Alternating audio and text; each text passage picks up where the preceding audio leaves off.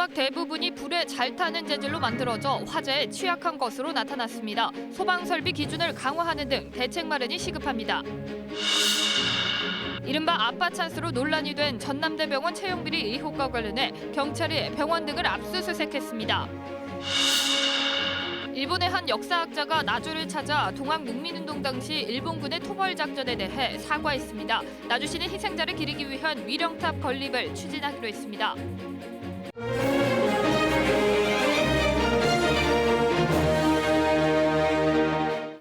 목포에서 전해드립니다. KBS가 현실에 맞지 않는 소화기 비치 규정으로 소형어선 화재의 초기 진화가 어렵다는 소식 전해드렸는데요.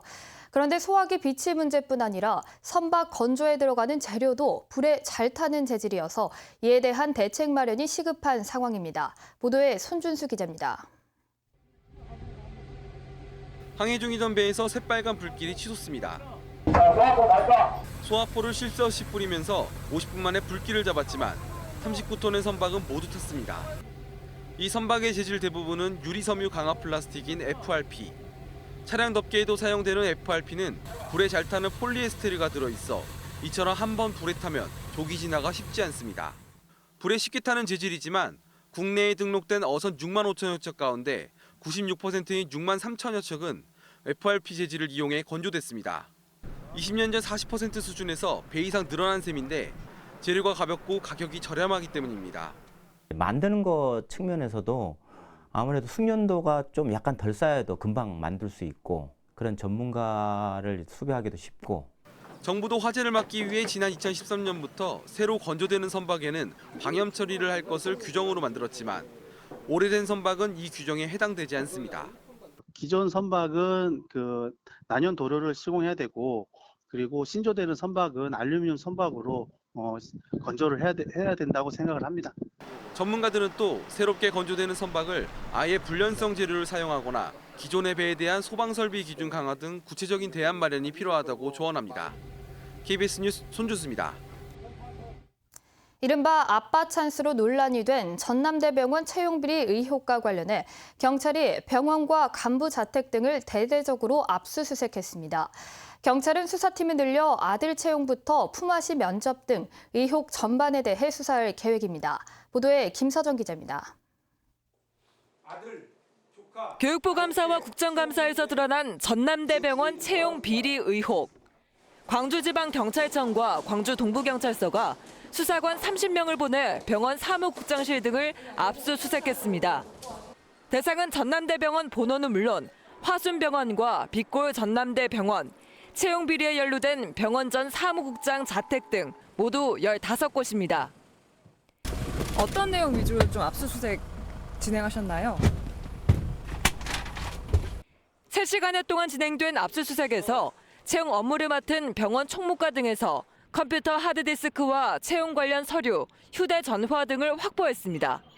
경찰은 압수한 증거물을 분석해 병원 사무국장 아들과 조카, 아들 전 여자친구 채용 과정, 간부직원 간 품앗이 면접 등을 조사할 방침입니다. 경찰은 또 국회 교육위 국정감사 이후 의혹의 핵심인 전 사무국장이 업무용 하드디스크를 교체해 증거인멸을 시도한 정황 등도 확인할 방침입니다. 전남대 병원에 채용되는 모든 관리자 또 교수들 그리고 모든 채용 절차에 대해서 제대로 조사가 이루어졌으면 좋겠고. 경찰은 압수수색을 기점으로 동부경찰서에서 광주지방경찰청 지능범죄수사대로 수사팀을 강화하기로 했습니다.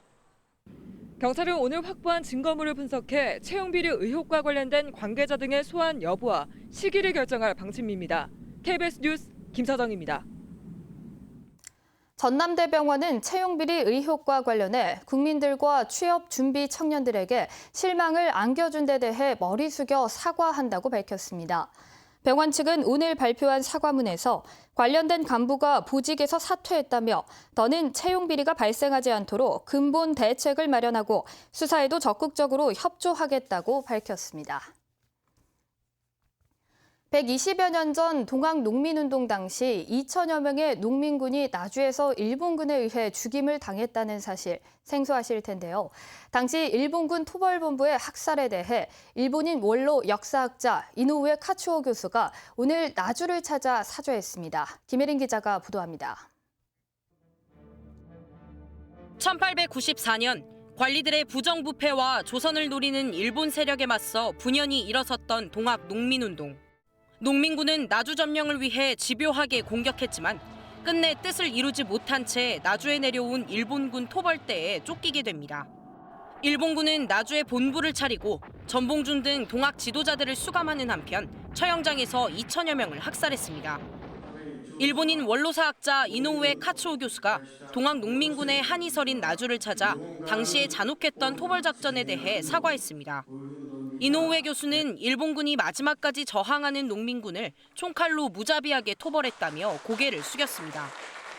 残酷な討伐戦の歴史、そしてそれを掘り起こす責任を果たしていないことについて、日本人として深くお詫びを申し上げます。 국내 연구자들도 일본 원로 교수의 사죄가 나주 동학농민운동의 의미를 되새기는 계기가 될 것으로 기대했습니다. 제국주의 일본이 우리 민족에 가했던 그 식민 지배에 대한 책임 반성 가운데 가장 내용이 충실한 그런 사죄이자 동학농민군 학살에 대한 책임을 인정하는 최초의 사죄라고. 위령탑을 건립하자는 이노우에 교수의 제안에 나주시도 뜻을 함께하기로 했습니다. 희생된 동학농민군을 위로하는 위령탑 건립을 한일 시민이 손잡고 한 걸음 한 걸음 나아가게 될 것입니다. 전북 중심으로 진행되어 온 동학농민운동 기념사업이 나주를 중심으로 전남 지역에서도 본격화될지 주목됩니다. KBS 뉴스 김혜린입니다. 곡성군이 지역 특산물 멜론을 본뜬 이색 버스 승강장을 만들었는데 일본에 세워진 것과 매우 비슷해서 표절 논란이 예상됩니다. 곡성군은 일본의 시설물을 참고만 했을 뿐 표절은 아니라는 입장입니다. 김우 기자의 보도입니다. 멜론 특유의 그물무늬가 선명한 시설물, 곡성의 특산물인 멜론을 알리기 위해 마을 입구에 세운 버스 승강장입니다. 곡성군이 멜론 농촌 융복합산업지구 조성사업의 일환으로 1,900여만 원의 예산을 들여 업체와 함께 디자인을 하고 만들었습니다. 곡성군은 이색 포토존이라고 홍보했습니다. 그런데 KBS 취재 결과 일본 나가사키현 이사하야시의 국도변에 세워진 버스 승강장과 전체적인 형태는 물론 공간 활용법 등이 매우 비슷합니다.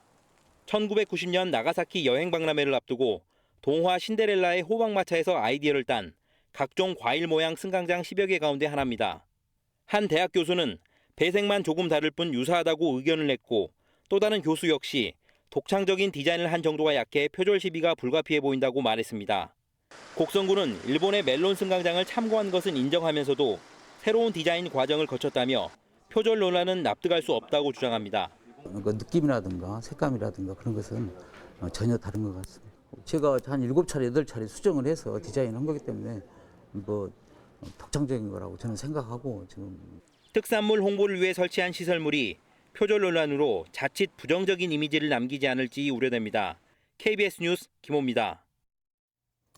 일제강점기 신안군 섬 지역의 농민운동으로 농민 123명이 구속된 것으로 나타났습니다.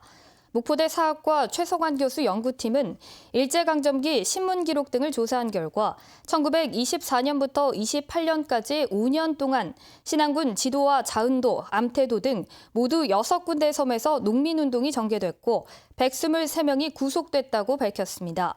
연구팀은 또 구속된 농민 가운데 단 4명만 독립유공자 서운을 받았다며 독립유공자 추가 지정이 이루어져야 한다고 덧붙였습니다. 올해 처음으로 공립과 사립, 동시 지원제가 실시된 가운데 2020학년도 전남 중등교사 임용시험 경쟁률이 평균 6.72대 1을 기록했습니다. 전라남도 교육청은 지난 21일부터 25일까지 중등교사 임용시험의 원서 접수를 진행한 결과 공립과 사립을 합쳐 620명 선발에 4,164명이 참여해 평균 6.72대 1의 경쟁률을 보였다고 밝혔습니다. 이 가운데 공립경쟁률은 7.03대 1, 사립은 5.55대 1을 기록했습니다. 필기시험은 다음 달 23일 치러집니다. 갑질 의혹을 받고 있는 진도군청 간부 공무원이 직위 해제됐습니다. 진도군은 갑질 등 비위 의혹을 받고 있는 A 면장을 자체 감사 등을 통해 직위 해제하고 대기 발령 조치했다고 밝혔습니다. 지금까지 목포였습니다.